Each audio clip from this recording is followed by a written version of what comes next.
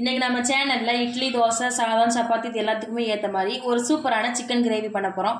எப்படி பண்றதுன்னு வாங்க பார்க்கலாம். இப்போ சிக்கன் கிரேவி பண்றதுக்கு நான் ஒரு 400 கிராம் அளவு சிக்கன் எடுத்து இந்த மாதிரி மஞ்சத்தூள் போட்டு வாஷ் பண்ணி எடுத்து வச்சிருக்கேன். இப்போ ஒரு மிக்ஸி ஜாரில் ஒரு 100 சின்ன வெங்காயம் சேர்த்துக்கோங்க. சேர்த்துட்டு இதை ஃபர்ஸ்ட் அரைச்சி எடுத்துக்கோங்க. இப்போ சின்ன வெங்காயத்தை நல்லா இந்த மாதிரி அரைச்சி ஒரு தட்டில் எடுத்து வச்சுக்கோங்க. இந்த மாதிரி நம்ம சின்ன வெங்காயம்லாம் இந்த மாதிரி அரைச்சி சேர்த்தா கிரேவி வந்து நல்லா திக்காக டேஸ்ட்டாக இருக்கும்.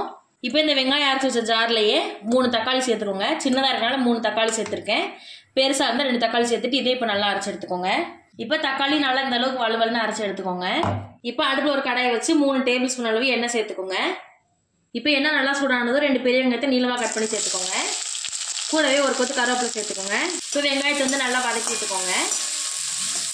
இப்போ வெங்காயம் நல்லா இந்த அளவுக்கு வதங்கினதுக்கப்புறம் ஒரு டேபிள் ஸ்பூன் அளவு இஞ்சி பூண்டு பேஸ்ட்டு சேர்த்துக்கோங்க.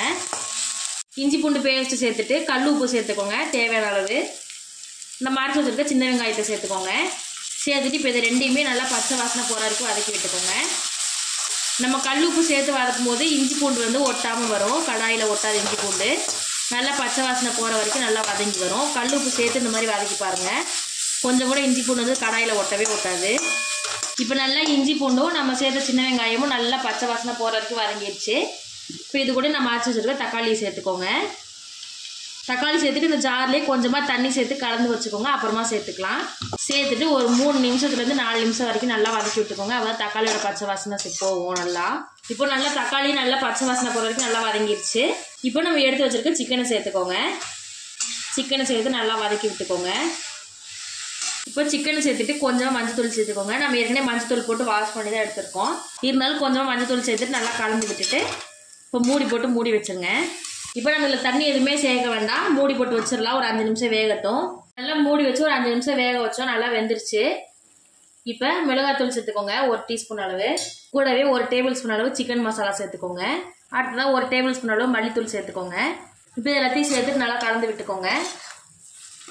கலந்து விட்டுட்டு உப்பு வந்து கரெக்டாக இருக்கான்னு செக் பண்ணிக்கோங்க. நம்ம ஏற்கனவே வெங்காயம் வதக்கும் போது உப்பு சேர்த்துருக்கோம். இப்போ நல்லா இந்த அளவுக்கு மசாலா சேர்த்து கலந்து விட்டுட்டு நம்ம தக்காளி அரைச்சி வச்சு மிக்ஸி ஜார்லேயே தண்ணி சேர்த்துருந்தோம். இப்போ அதை சேர்த்துக்கோங்க. சேர்த்துட்டு தண்ணி வந்து உங்களுக்கு எந்த அளவுக்கு தேவையோ அந்த அளவுக்கு சேர்த்துக்கோங்க. நான் வந்து ஒரு 1/2 டம்ளர் தண்ணி சேர்த்துக்கிறேன். தண்ணி சேர்த்துட்டு நல்லா கலந்து விட்டுக்கோங்க.